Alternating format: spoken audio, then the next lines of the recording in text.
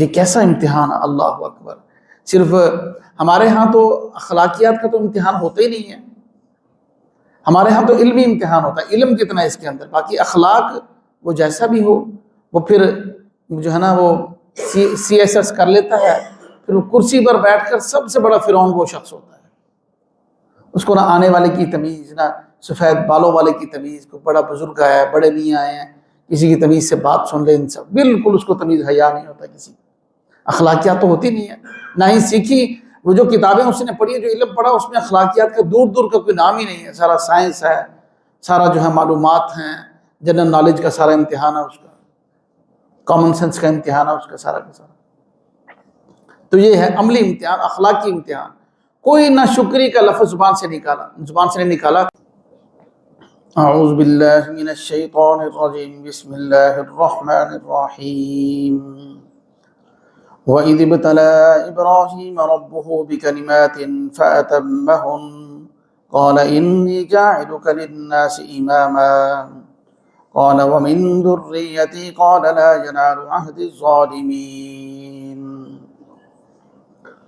اور جس وقت امتحان لیا ابراہیم کا اس کے رب نے چند باتوں کے ساتھ، بس اس نے ان کو پورا کر دیا،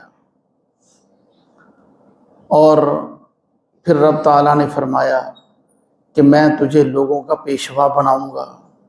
ابراہیم علیہ السلام نے عرض کیا میری اولاد کو بھی اللہ پاک جل شانہ نے ارشاد فرمایا کہ میرا یہ وعدہ ظالموں کو نہیں پہنچے گا۔ آیت نمبر 124 ہے سورہ بقرہ کی۔ پیچھے بنی اسرائیل کے تذکرے اور ان کا جو ہے واقعات تفصیل کے ساتھ جو ہے وہ گزر چکے۔ یہاں سے ابراہیم علیہ السلام اور اسماعیل علیہ السلام آپ کی اولاد جو ہے ان کے بارے میں چند دعاؤں کا تذکرہ ہے، چند واقعات کا تذکرہ ہے۔ چنانچہ فرمایا کہ وَإِذِ ابْتَلَىٰ إِبْرَاهِيمَ رَبُّهُ بِكَلِمَاتٍ فَأَتَمَّهُنَّ، اللہ پاک جل شانہ نے ابراہیم علیہ السلام کو چند باتوں میں آزمایا، امتحان لیا۔ ابتلا کا معنی امتحان لیا۔ اب یہ جو آیت ہے نا بہت اس میں لمبی تفصیل ہے، ہم اس کا خلاصہ کوشش کرتے ہیں کہ انشاءاللہ نکل آئے۔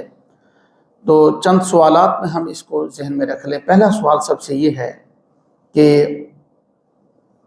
جو امتحان ہوتا ہے نا وہ کسی کی قابلیت معلوم کرنے کے لیے ہوتا ہے،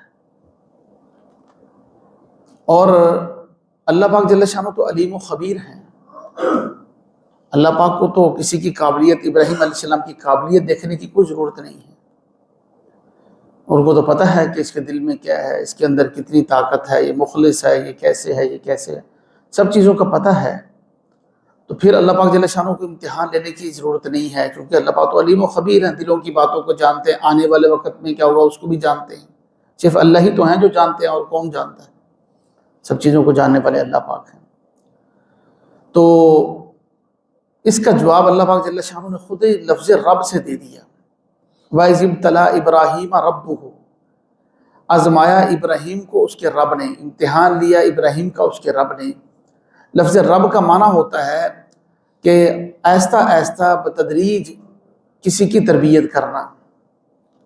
یہ جو امتحان تھا نا ابراہیم علیہ السلام کے جتنے امتحانات تھے، آگے عربی کلمات ان کے لفظ میں تفصیل آ رہی ہے کہ وہ کیا امتحانات لیے اللہ پاک نے، کہ جتنے امتحانات لیے وہ تربیت کے طور پر لیے،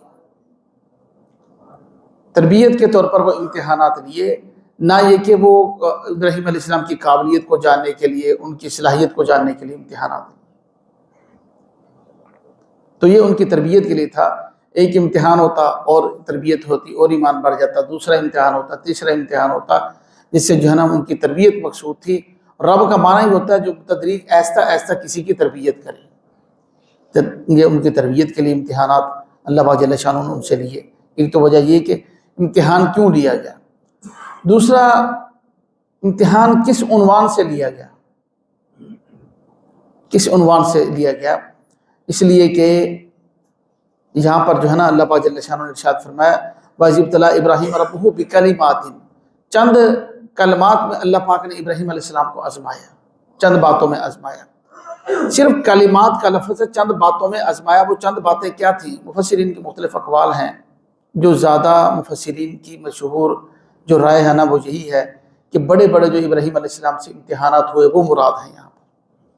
سب سے پہلے امتحان تو توحید کا اور اللہ پاک جل شانہ کے لیے اپنے وطن کو چھوڑنا، قربان کرنا، اس کا امتحان تھا۔ شروع میں پیدا ہی ابراہیم علیہ السلام ایسے گھرانے میں ہوئے، ایسے خاندان میں ہوئے جو بت پرست بھی تھے، بت فروش بھی تھے اور بت بناتے بھی تھے، سارے کام وہ کرتے تھے، اور پوری قوم مخالف ہو گئی۔ پوری قوم، گھر سے شروع ہی بات، والد مخالف ہوا جس کا تذکرہ اللہ پاک نے قرآن پاک میں سورہ مریم میں فرمایا۔ بات چلتے چلتے چلتے وہ پورا، یہاں تک کہ پوری قوم مخالف ہو گئی، یہاں تک کہ نمرود بھی مخالف ہو گیا جو بادشاہ وقت تھا، خدائی کا دعویٰ کرتا تھا۔ اب اس نمرود نے پھر کوششیں کی ابراہیم علیہ السلام کو ہرانے کی، جھکانے کی، لیکن اللہ پاک جل شانہ نے یہ امتحان دیا۔ اور یہ جو ابراہیم علیہ السلام کا امتحان جو تھا نا، یہ کوئی علمی امتحان نہیں تھا کہ جیسے ہمارے ہاں ہوتا ہے نا کہ پیپر دے دیا جائے بس علمی طور پر، عملی امتحان تھا۔ اس سے یہ بات بھی معلوم ہوئی کہ اللہ پاک جل شانہ کہ ہاں علمی جو بہت زیادہ علمی مشقافیاں ہو گئی، علمی امتحانات ہو گئے، اس کی وہ حیثیت نہیں ہے جو عمل کی حیثیت ہے۔ عمل اللہ پاک کو زیادہ پسند ہے۔ عملی طور پر ابراہیم علیہ السلام کا اللہ پاک نے امتحان ہے۔ یہ جتنے امتحانات کا تذکرہ آ رہا ہے نا، یہ سارے کے سارے عملی امتحان تھے، فزیکل امتحان تھے۔ جیسے مثال کے طور پر ہم یوں سمجھیں کہ ڈرائیور جو ہوتا ہے نا، اس سے ایک علمی امتحان لیا جاتا ہے اور ایک اسے فزیکل امتحان بھی لیا جاتا ہے۔ علمی امتحان اس کو سکرین کے سامنے بٹھا دیا جاتا ہے، سوالات آتے ہیں، پوچھا جاتا ہے کہ یہ نشان کس چیز کا ہے، یہ ٹریفک کے کون سے قانون کی نشاندہی کرتا ہے، یہ نشان جو ہے یہ علمی امتحان ہے اس کا، جس کی وہ تیاری کر کے آتا ہے۔ اور اس کے بعد ایک امتحان اس کا گاڑی چلانے کا بھی ہوتا ہے کہ گاڑی میں بیٹھو، گاڑی چلا کر جو ہے اس ٹریک کے اندر گاڑی لے کر جاؤ، واپس لے کر، اس کا بھی امتحان ہوتا ہے۔ یہ عملی امتحان ہے۔ اور گویا کہ یہ بھی ایک قسم کا علمی امتحان ہی ہو گیا ہے ڈرائیور کا، یہ بھی علم اس کو آتی ہے یا نہیں آتی گاڑی چلانی اسی۔ لیکن ابراہیم علیہ السلام تو پہلے کچھ ایسی چیزیں نہیں تھی کہ وہ پہلے ان سب چیزوں کی پریکٹس کر رہے تھے، اللہ پاک نے امتحان ڈالے، اس کے اندر کامیاب ہوئے۔ اب وطن چھوڑا، ملک شام آ گئے، عراق کے رہنے والے تھے، ملک شام آ گئے۔ پھر اس کے بعد اللہ پاک جل شانہ کی طرف سے پہلا امتحان تھا، سب سے پہلے آگ میں ڈالا گیا، وہاں پر ثابت قدم رہے۔ کتنی بڑی قربانی ہے کہ روئے زمین نے، کائنات نے، بلکہ ساری نے ایسا منظر کبھی نہیں دیکھا۔ ایک ہی شخص ہے جو ایک اللہ کا نام لیتا ہے، اللہ کا محبوب ترین بندہ، آج وہ بھی آگ میں جا رہا ہے، اور فرشتے بھی جو ہیں وہ حیران ہیں کہ یہ کیا منظر ہے، اور خدمت کو دوڑے، جبرائیل اسلام بچانے کے لیے آئے، دوسرے فرشتے، پانی کے فرشتے، ہواؤں کے فرشتے، اے ابراہیم ہمیں حکم کرو، ہم ابھی آگ کو ختم کر دیں گے 1 منٹ کے اندر۔ تو ابراہیم علیہ السلام نے آگے سے کیا فرمایا، کتابوں کے اندر الفاظ موجود ہے، اما انتم فلا، اگر تم اپنی طرف سے آئے ہو تو مجھے تمہاری کوئی ضرورت نہیں ہے۔ اگر اللہ نے بھیجا ہے تو پھر اپنا کام کرو، میں کچھ نہیں کر سکتا۔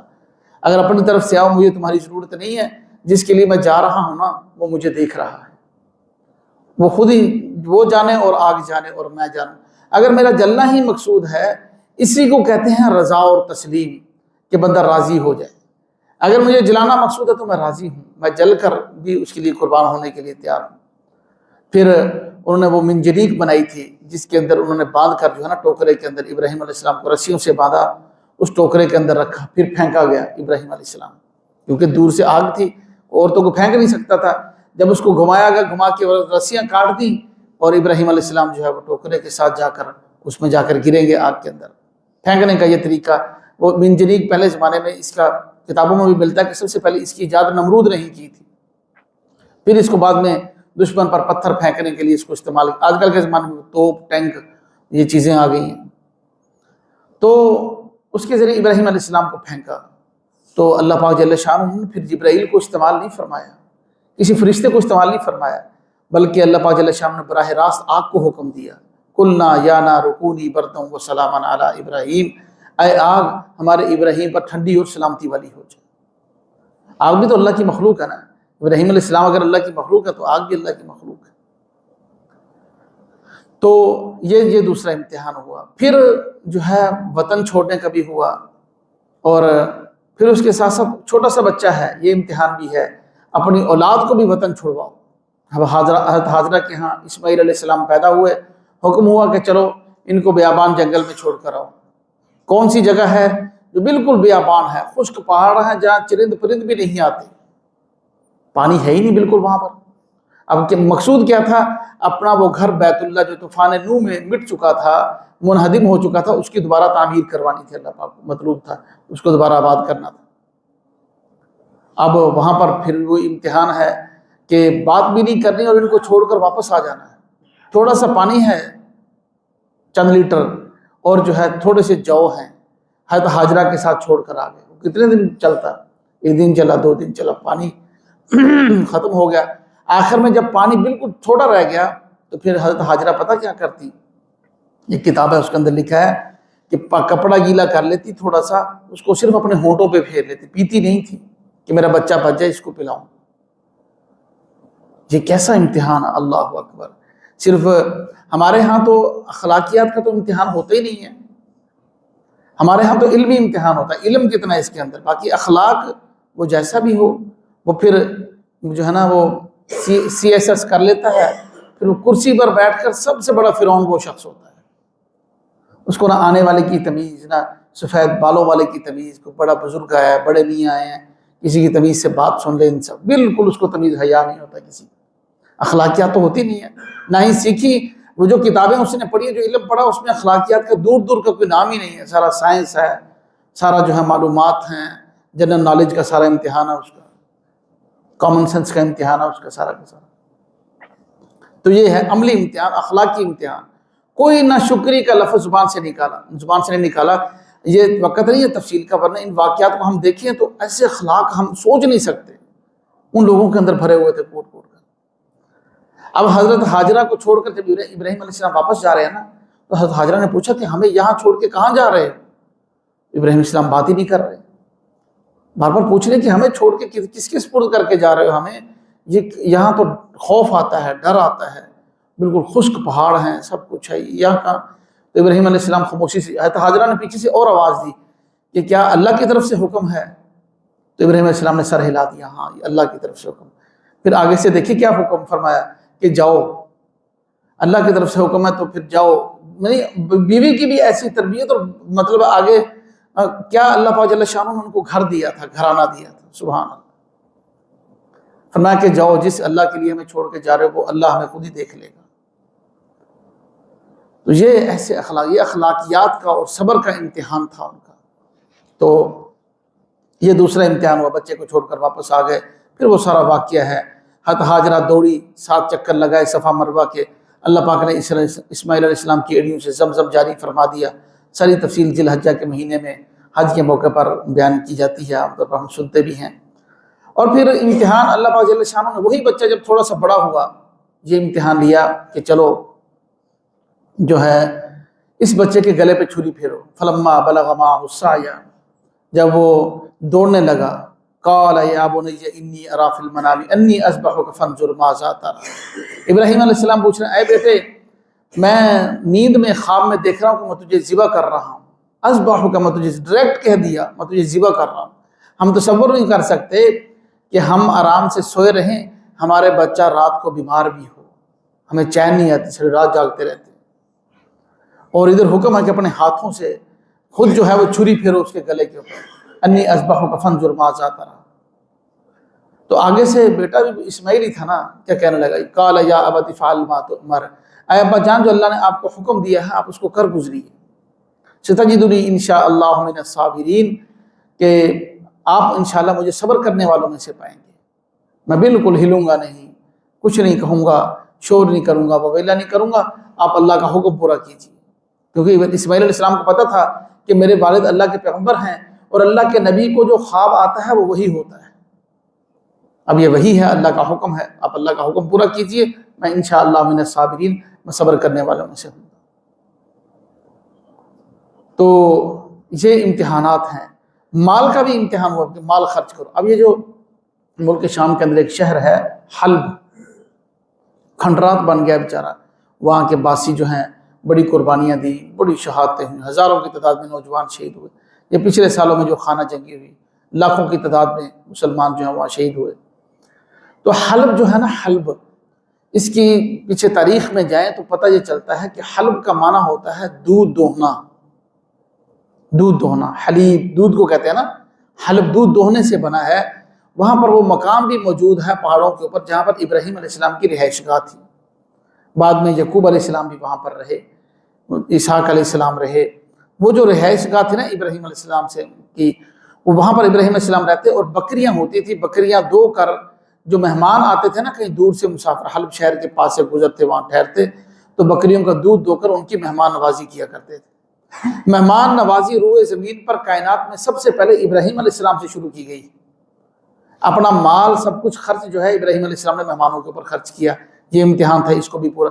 بہرحال اللہ نے اتنے امتحانات لیے۔ ایک امتحان وہ تھا جب نمرود نے کہا اپنی فوج لے کر آتا ہوں، تو اپنی فوج لے کر آ، تو ابراہیم علیہ السلام نے اللہ پاک سے دعا کی، اللہ پاک نے مچھروں کی فوج بھیج دی۔ وہی ایک مچھر جو ہے جو نمرود کی موت کا سبب بنا، اس کے ناک میں گھس گیا اور جو ہے جس سے اس کی موت واقع ہوئی نمرود کی۔ تو یہ امتحانات، بڑے بڑے امتحانات، بعض مفسرین فرماتے ہیں کہ یہ مراد ہیں یہاں پر بکلمات، اس عنوان سے اللہ پاک نے امتحان لیا۔ اخلاقی امتحان تھا، وہ علمی امتحان نہیں تھا، عملی امتحان تھا، عمل کر کے دکھاؤ، عمل کا امتحان تھا۔ اور بعض مفسرین یہ فرماتے ہیں کہ وہ امتحان جو تھا نا وہ 30 باتوں میں تھا، جن میں سے 10 باتیں جو ہیں وہ سورہ توبہ کے اندر مذکور ہیں: التائبون العابدون الحامدون السائحون الراکعون الساجدون الآمرون بالمعروف والناہون عن المنکر والحافظون لحدود اللہ۔ یہ 10 باتیں بنتی ہیں: رکوع کرنے والے، سجدہ کرنے والے، امر بالمعروف کرنے والے، نہی عن المنکر کرنے والے، اللہ کی حدود کی حفاظت کرنے والے۔ 10 کا تذکرہ ایک ہی آیت میں اللہ پاک نے فرمایا ہے۔ 10 یہ ہوگی، اور 10 سورۃ المؤمنون کی شروع کے اندر ہے: قد افلح المؤمنون الذین هم فی صلاتهم خاشعون والذین هم عن اللغو معرضون والذین هم للزکاة فاعلون۔ 10 باتیں یہ ہیں: زکوٰۃ ادا کرنے والے، نماز، شرمگاہوں کی حفاظت کرنے والے۔ اور 10 اور 10 20 ہو گئے۔ اور 10 باتیں جو ہے نا وہ سورہ احزاب میں ہیں: ان المسلمین والمسلمات والمؤمنین والمؤمنات والقانتین والقانتات والصادقین والصادقات یہ 10 باتیں یہ ہیں کہ یہ وہ صفات ہیں جو انسان کے اندر ہونی چاہیے۔ ان کا امتحان لیا تھا تو اللہ پاک جل شانہ فرما رہے۔ اب یہ دوسرا سوال ہوگا کہ امتحان کس عنوان سے تھا؟ مفسرین کی 2 جماعتیں ہیں، چند ایک نے وہ بڑے بڑے امتحان ذکر کیے، چند ایک نے یہ قرآن پاک کے اندر 30 قسم کے جو اعمال اللہ پاک نے پسند فرمائے ہیں نا، یہ ابراہیم علیہ السلام کے امتحان کے اندر شامل تھے۔ یہ ان کا جو ہے وہ امتحان کا پیپر سمجھ لیں، یا ان سے جو امتحان لیا گیا وہ تھا۔ اب آگے اگلا سوال یہ ہے کہ امتحان ابراہیم علیہ السلام کو کامیابی حاصل ہوئی، وہ کس درجے کی حاصل ہوئی؟ کامیابی جو ہوئی اس میں 50 نمبر لیے، 60 لیے، 70 لیے، 100 لیے، کتنے نمبر لیے اس میں سے؟ اس آیت میں بھی اللہ پاک جل شانہ نے فرمایا بکلمات، چند باتوں میں ہم نے ابراہیم کو آزمایا، فاتمہن، انہوں نے ان کو پورا ادا کیا۔ 100% نمبر حاصل کیے ابراہیم علیہ السلام، 100%۔ تو یہ مطلب یہ کہ وہ ان کو پہلے پتہ نہیں تھا ابراہیم علیہ السلام کو، میں نے آگ میں جاؤں گا، میں بچ جاؤں گا، آگ ٹھنڈی ہو جائے گی۔ دل کے اندر یہی تھا، میں اللہ کے لیے قربان ہو رہا ہوں۔ اس کو بھائی اخلاص کہتے ہیں۔ بخاری شریف کی پہلی حدیث اسی سے شروع ہوتی ہے: انما الاعمال بالنیات، نیتوں پر عملوں کا دار و مدار ہوگا۔ اخلاص اسی کا نام ہے۔ نماز پڑھ رہے ہیں، کچھ کر رہے ہیں اللہ کی رضا کے لیے، ہر کام اللہ کی رضا کے لیے۔ ہمارے بڑوں کے ہر کام میں برکت بھی اسی وجہ سے تھی، اور اللہ ان سے زیادہ راضی بھی اس وجہ سے تھا کہ ان کا ہر کام اللہ کی رضا کے لیے ہوتا تھا، اخلاص سے۔ تو اللہ پاک تھا اتنا اخلاص ابراہیم علیہ السلام کا، اللہ فرمانے فَأَتَمَّهُمْ، پورا انہوں نے ادا کیا۔ اور دوسری جگہ فرمایا وَإِبْرَاهِيمَ الَّذِي وَفَّى، ابراہیم وہ ہے جس نے اپنے امتحانات پورے ادا کیے، 100% نمبروں سے جو ہے پاس کیے اپنے امتحانات۔ تو اب پھر انعام کیا تھا؟ اگلا سوال اسی آیت میں، قَالَ إِنِّي جَاعِلُكَ لِلنَّاسِ إِمَامًا، اللہ پاک جل شانہ نے انعام کیا دیا؟ فرمایا کہ میں تجھے لوگوں کا امام بناؤں گا، پیشوا بناؤں گا، لوگوں کا امام بناؤں گا۔ تو اللہ ایسا ہی ہوا، پیشوا بنے، تمام انبیاء کے پیشوا بنے۔ ہر نبی اس بات پر فخر کرتا ہے کہ میں ملت ابراہیمی میں سے ابراہیم علیہ السلام کے دین پر ہوں۔ آپ صلی اللہ علیہ وسلم کو اللہ پاک نے حکم دیا قرآن پاک میں کہ ابراہیم علیہ السلام کی ملت پر قائم رہیے، ان کو دین حنیف عطا کیا گیا، توحید پر قائم رہیے۔ مطلب یہ ہے کہ جو اصول دین کے شریعت کے ابراہیم علیہ السلام کو ملے، توحید، رسالت، آخرت پر یقین رکھنا، یہ تمام انبیاء کا ایک ہی تھا۔ باقی فروعی مسائل جو ہیں اللہ پاک ان کو تبدیل فرماتے رہے، مختلف شریعتوں میں الگ الگ دیتے رہے، اس قوم کے لحاظ سے، ان کے مزاج کے لحاظ سے اللہ پاک اس کو بدلتے رہے۔ تو یہ دین حنیف ابراہیم علیہ السلام کو دیا گیا، اور اللہ پاک جل شانہ نے ان کو امام بنایا ساری انسانیت کا۔ انی جاعلک للناس اماما۔ ہمارے ہاں بھی ایسا ہوتا نا کہ ہم پیسے دینے کو، شاید کچھ سونا دینے کو یا کوئی بہت بڑی ڈگری دینے کو، اللہ نے کیا ڈگری دی؟ امام بنایا۔ یہ بہت بڑا منصب ہے۔ اللہ پاک جل شانہ ہمیں جو ہے نا اس منصب کی قدر توفیق نصیب فرمائے۔ جو امام ہیں ان کو بھی، جو مقتدی ہیں ان کو بھی۔ صحیح بات ہے، جو ہے نا ہمارے دل میں جو امام بن رہا ہوتا نا، وہ بھی اس کے دل میں بھی احساس کمتری ہوتی ہے کہ میں امام بن گیا ہوں، میری تو کوئی حیثیت ہی نہیں ہے۔ اور اللہ نے نبیوں کو ایسا ہی امام بنایا۔ نبی پاک صلی اللہ علیہ وسلم جب تک حیات رہے خود امام رہے، اور جب دنیا سے جانے لگے تو اپنے جس کو جانشین اور خلیفہ بنانا تھا نا، خلافت دینی تھی، اس کو امام بنا کر گئے۔ حضرت ابوبکر صدیق نے 17 نمازیں نبی پاک صلی اللہ علیہ وسلم کی موجودگی کے اندر پڑھائیں، پھر آپ کی وفات ہوئی۔ تو یعنی وہ ابتدا ہی امامت سے کرتے تھے۔ پہلے زمانے میں خلیفہ خود ہی خلیفہ بھی ہوتا تھا، امام بھی ہوتا تھا۔ امامت سے خلافت شروع ہوتی تھی، یعنی پہلے سب لوگوں کو نماز بھی پڑھاتا تھا، اس کے بعد خلافت شروع ہوتی تھی۔ تو اس لیے ہم مقتدیوں کو بھی اللہ پاک قدر نصیب فرمائے۔ ہاں، یہ ہمارے ہاں میں نے سنا ہے، آپ لوگوں نے بھی سنا ہوگا، ہم لوگ جو ہے نا اس وقت لبرل ذہنیت کا جو ہے نا وہ شکار ہو چکے ہیں۔ یہ باتیں عام زبان زد عام ہیں۔ یہ ایسی خود ایک چند دن پہلے ایک ساتھی یہاں سے نکلنے لگا، کہہ رہا تھا کہ بہر مجھے کسی نے بتایا کہ وہ کہہ رہا تھا کہ مولوی بخشے گئے نا تو سارے بخشے جائیں گے، مطلب اس قسم کی باتیں ہیں۔ اور ایک بندہ کہہ رہا کہ مولوی نہ کہو، مولوی گالی ہے۔ مولوی کا معنی تو سوچے کیا ہے؟ مولوی کا معنی اللہ والا۔ اگر کوئی لوگ اس پر پورا نہیں اتر رہے تو نہیں اترے، لیکن لفظ تو دیکھیں کیا ہے، مولوی کا معنی اللہ والا ہے۔ اس کو لوگ کہتے ہیں یہ گالی ہے، نعوذ باللہ۔ کوئی سمجھتا ہے تو سمجھتا رہے بھائی، لیکن اتنی بات ضرور ذہن میں رکھ لیں، سب سے پہلے مولوی ابراہیم علیہ السلام تھے، ٹھیک ہے نا، جن کو اللہ پاک نے فرمایا انی جاعلک للناس اماما، میں تجھے مولوی بناؤں گا، امام بناؤں گا لوگوں کا۔ میاں جی کہتے تھے نا پہلے زمانے میں، میاں جی کہتے تھے امام صاحب کو، تو میں تجھے لوگوں کا امام بناؤں گا۔ اب خود ہی اندازہ لگا لیں، یا تو نمرود کے ساتھ کھڑے ہو جائیں ہم، یا ابراہیم علیہ السلام کے ساتھ کھڑے ہو جائیں۔ یہ اپنی سوچ کی بات ہے نا، پتہ نہیں سمجھ میں نہیں آتی۔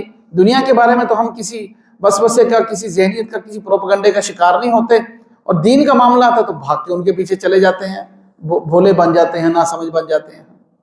اس وقت احترام سب کچھ ہمارے دلوں سے کدھر چلا جاتا ہے، یہ سمجھ میں نہیں آتا۔ تو اس لیے فرمایا کہ یہ بہت بڑا منصب ہے، تجھے لوگوں کا امام بناؤں گا۔